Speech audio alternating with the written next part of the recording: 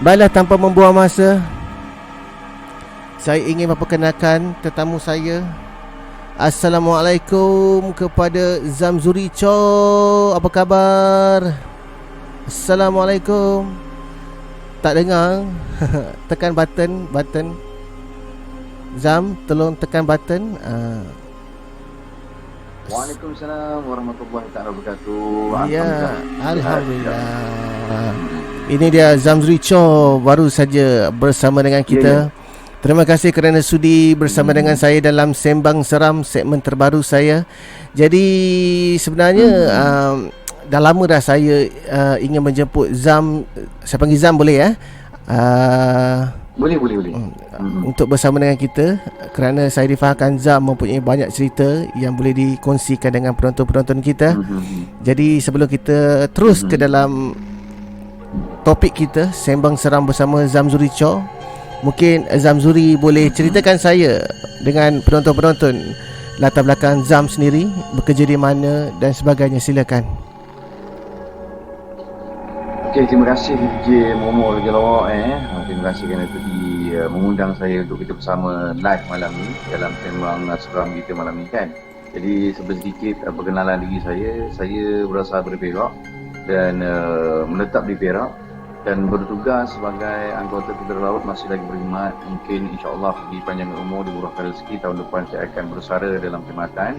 So sekarang ni dah mula-mula berjinak-jinak untuk ke arah ke zaman, ke alam, orang kata bukan alam tu ya, ke era barulah, meninggalkan perkhidmatan dan kita mencuburi bidang kerja yang baru, insya-Allah.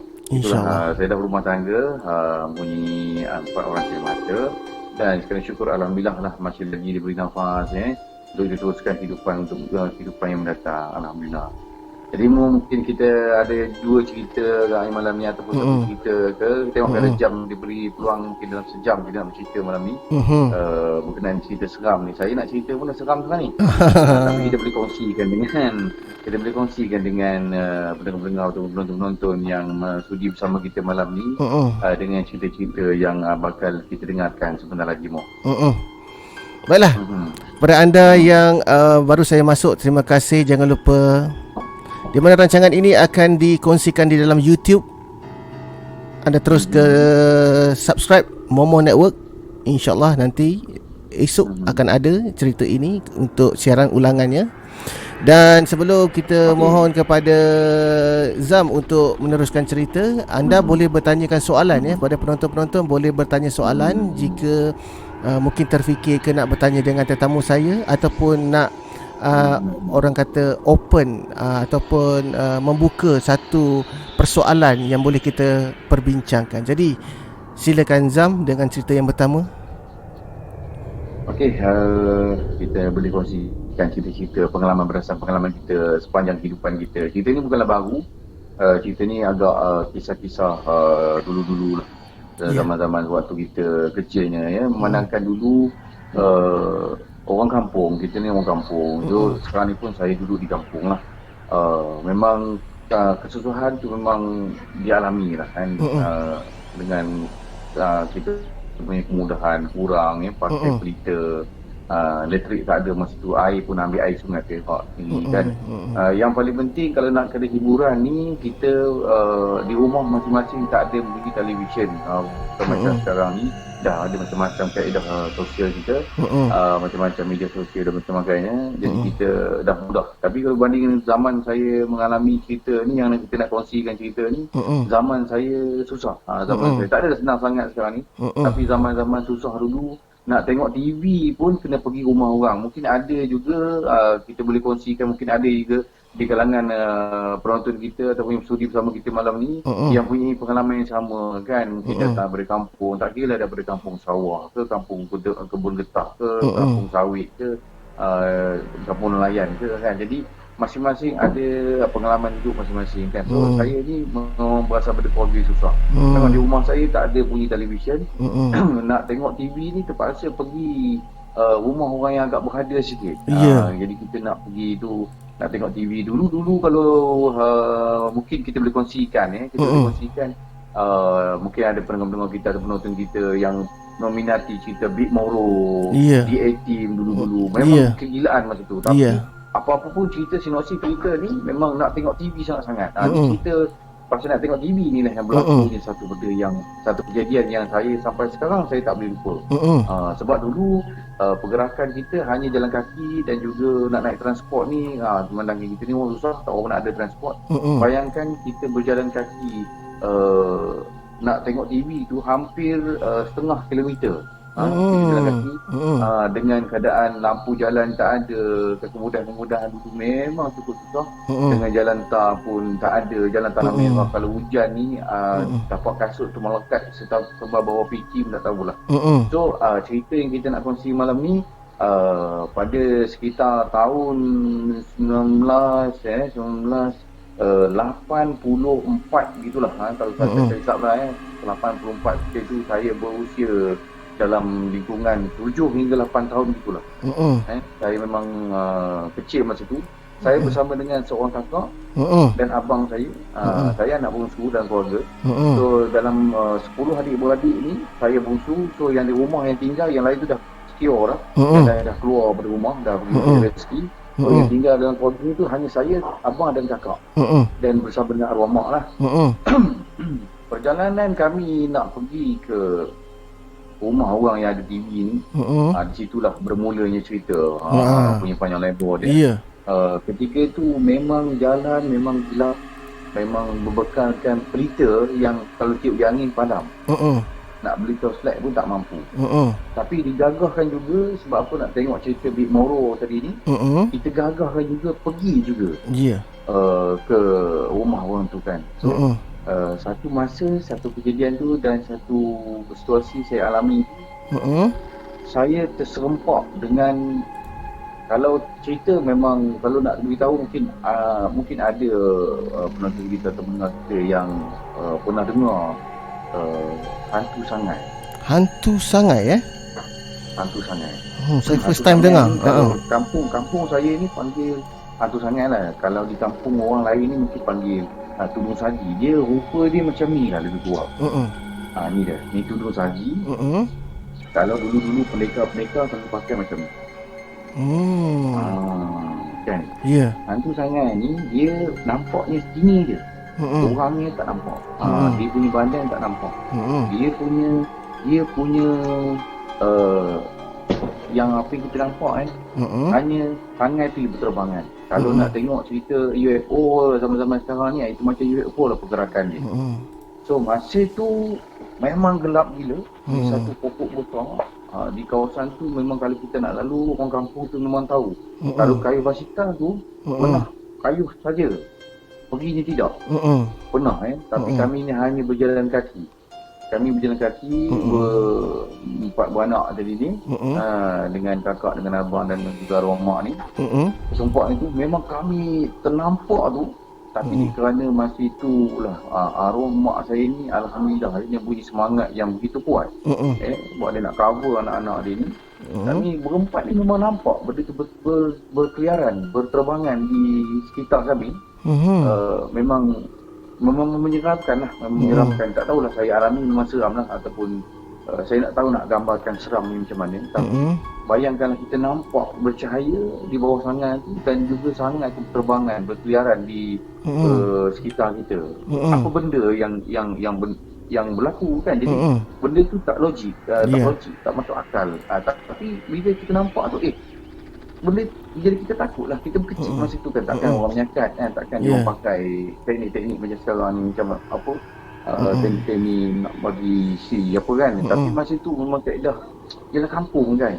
So cerita dia hantu sangai ni, dia sejarah dia tu memang orang dulu dia pada satu pengamal. Jadi dia macam gunakan sangai ni sebagai orang pelindung diri dia. Mungkin ada cerita di balik tu, saya tak boleh nak itu cerita lama lagi. Jadi itulah yang objek yang mengganggu. Dia hanya terbang saja ya, Chow? Dia hanya terbang. Dia berterbangan. Nah, dengan tiupan angin yang begitu kuat masa tu. Ada bunyi? Kita masa tu ada bunyi. Masa tu mak saya ni, arwah ni memang kuat semangat. Dia tak tahulah. dia buat sesuatu, saya ingat tak ingat lah, dia buat sesuatu, dia menolak benda tu cara keberanian dia. Cara keberanian dia sebab dia nak melindungi yang ketiga-tiga anak ni, macam saya lah, saya dan abang dan kakak ketiga itu, dia menolak benda tu sampai benda tu hilang dengan sendirinya. Benda tu hilang dengan sendirinya. Memang nampak keadaan tu memang real. Memang orang kata tak boleh tak boleh nak digambarkan ni. Perkembangan kalau mungkin pendengar-pendengar ataupun yang berada menonton di live kita malam ni mungkin tak pernah dengar cerita benda ni. Kalau orang dengar langsui kan, apa lagi macam-macam toyol dan sebagainya kan, jadi jenis jin-jin makhluk halus ni kan. So yang ini memang di kampung kami, mungkin tak tahulah kampung orang lain ada tak ada, tapi memang kalau tanya orang tua-tua dulu dia memang ada, tapi tak tahulah panggilannya apa. Hantu sangai lah. Memang itu situasi yang saya tak boleh lupa sampai sekarang. Sampai terbawa-bawa mimpi, kadang-kadang mimpi ni pun seram juga ni. Sebab apa kita bercerita ni mengimbau mendatangkan balik kisah tu. So benda tu memang rupa dia memang tak ni lah kan, tak macam yang tengok di drama TV dan sebagainya tu. Dia tak ada rupa, tapi kita alami situasi tu memang dengan angin kuat masa tu kan, dalam keadaan yang gelap dalam keadaan yang gelap, dan tempat tu ada pokok besar. So di situ Allah saja yang tahulah kan kita punya perasaan ketika itu. Sebab apa berhadapan dengan situasi yang tak diduga kan. Jadi benda tu satu pengalaman yang tak boleh lupakan lah. Itu yang cerita yang saya tak boleh nak hilangkan daripada kotak pemikiran sampai dah saat ini. Dia biasanya hantu yang dikatakan hantu sangai ni, dia biasanya berupa makhluk dan sangai ke ataupun sangai saja? Dia sangai saja. Dia punya badan tak nampak. Itu cerita tadi, nak cerita lebih-lebih pun sebab apa, sejarah dia tu memang dalam ceritanya dipotong kepala. Dia satu pergaduhan ke apa gitu, dipotong kepala, dia mengamal bila macam kalau kita tengok yang cerita cerita drama tu kan, pelakon tu sampai tanggai kepala begitu juntai dia punya itu penanggal. Itu penanggal. Ini dia sangai saja. Dia mata tak nampak, mulut tak nampak, apa pun tak nampak, sangai saja. Tapi kita bila dah macam tu kita jadi seram lah, takut lah kan. Sebab apa benda tu tak logik, benda tu berterbangan tiba-tiba. Memanglah angin kuat, tapi takkan benda tu boleh patah balik mentah-manting ke sana ke sini kan. Jadi di situ macam kita tak boleh nak ini apa sebenarnya kan. Start itu sebabkan mak ni kuat semangat, dia tolak benda tu cara dia lah. Benda tu secure dengan hilang dengan sendirinya. Kami pun buka langkah 1000 lah. Patah balik tak jadi nak tengok cerita Beb Moro masa tu tahun 1984 kalau tak silap saya lah. Kita tu di kampung saya memang dia datang tu sekali dengan bunyi ke, bunyi dia macam mana, ke bunyi angin ke ataupun macam mana? Bunyi macam angin lah, bunyi macam angin syu gitulah dia macam naik rumah ni. Sebab apa benda kita yang alami, mungkin pendengar mungkin tak tahu situasi dia macam mana. Tapi kalau nak boleh bayangkan, benda ni berterbangan depan muka. Berterbangan kan, berterbangan ke sini. So benda tu logik tak logik. Sebab kita yelah, kita takkan tangan ni digantung dia orang, tak gantung dekat mana. Kita pun pokok tu bukannya dia kat atas jalan, dia dekat tepi jalan. So benda ni berlaku, dia macam menghalang, mengganggu kita. Tapi disebabkan yang kita cerita tadi ni, disebabkan mak ni dia semangat dia kuat. Tak tahulah, mak ni satu wanita kebanggaan kita lah, mak kita kan, melindungi anak-anak dia. So dia dengan cara dia menolak benda tu dengan bersahaja, benda tu hilang. Itu yang kami nampak lah. So kami pun patah balik, batalkan niat untuk nak menonton cerita Beb Moro tadi ni. Memang melepas lah minggu tu. Kan dah lah malam Selasa. Pada silap saya malam Selasa. Cerita tu malam Selasa. Sampai sekarang saya memang tak boleh lupa cerita tu. Sampai bila-bila saya boleh bercerita dengan generasi saya, kan anak-anak saya kan. Macam tu lah. Lebih kurang cerita yang pertama ni itulah. Tak banyak sangat cerita. Kita pun pengalaman pun. Dia lama ke? Maksud saya apabila dah diganggu tu lama tak?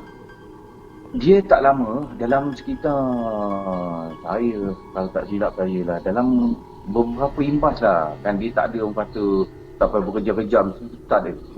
Dalam nak kata seminit lah, seminit lebih kurang, muntah mati. Kalau orang yang tak kuat semangat, dah tak cukup tanah lari dah tu. Kan. Tapi sekarang ni macam-macam orang kata orang buat, orang gantung macam pengidai, dawai, nak nampakkan benda-benda keperabangan. Ini kita tak logik. Kat mana ada orang nak gantung? Lagipun zaman tu bukan zaman-zaman viral kan, nak tiru-tiru. Takkan ni sebab benda tu tak logik, memang tak ada tempat nak digantung. So tapi memang ada cerita di situ. So kita pun memang jadi seram lah, sebab tu, memang tu kawasan panas. Bukan panas macam mana lah.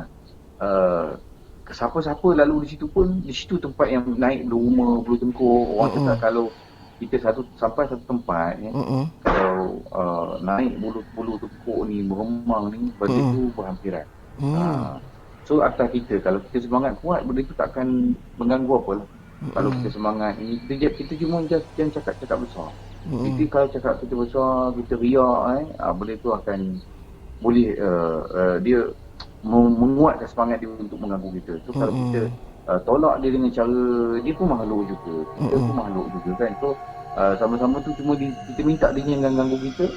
Itu memang kata syaitan kan mengganggu.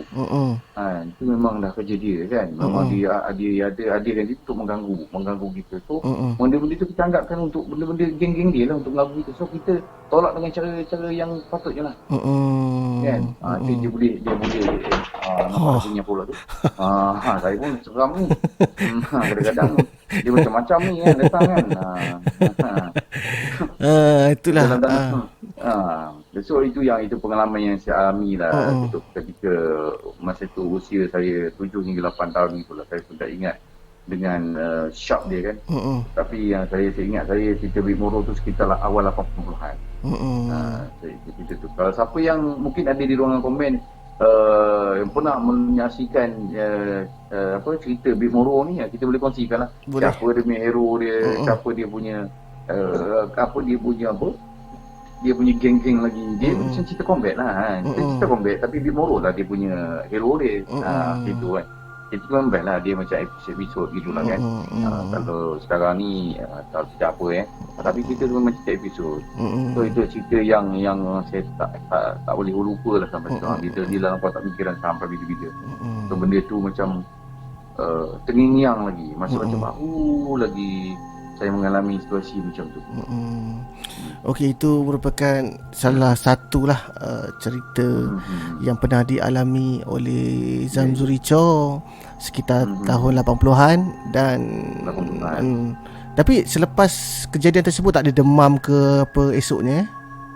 So alhamdulillah lah, memang tak ada apa-apa yang berlaku, cuma dia menghantui ingatan kita kan. Dia datang balik, apa benda tu sebab kita fikir tak logik sebab di kawasan tu bukan ada tempat nak bergantung macam hanger ke apa-apa ke dawai ke untuk nak menggerakkan dia ke sana ke sini tu kan. Tapi kita nampak benda tu macam pertambangan tu. Cakap kalau betul-betul tak kuat semangat, betul-betul orang kata ni memang bertempiaran lari, tak cukup tanah. Itu yang lebih ni lah, lebih tahu kan. Memang bertempiaran lari. Memang kita nampak tu real, bukannya sama-sama ke apa berterabangan. Dia inilah rupa dia, tapi yang ini jenis kecil. Dia besar. Ni jenis kecil. Dia besar. Dia ni penutup, asal dia penutup yang besar tu penutup laut. Kan? Penutup laut. Tapi yang ini orang kata macam satu perhiasan, dan juga kalau dulu orang bersawah dia akan pakai. Tutup kuih boleh ke kan? Tutup kuih. Tutup kuih, tutup kepala kalau nak sawah, semua mau pakai ni. Kalau di orang-orang yang dekat sawah tu pun ada juga pakai. Ini dia panggil, kalau kampung saya panggil sangai. Kalau di kampung orang lain tak tahu lah apa panggilnya, berbuat atas kepala dia. Okey, pada anda yang sedang menonton, mungkin ada persoalan yang ingin ditanyakan bersama dengan tetamu saya, anda boleh type di dalam ruangan komen. InsyaAllah kalau soalan tersebut sesuai untuk ditanya, saya akan tanyakan kepada tetamu saya.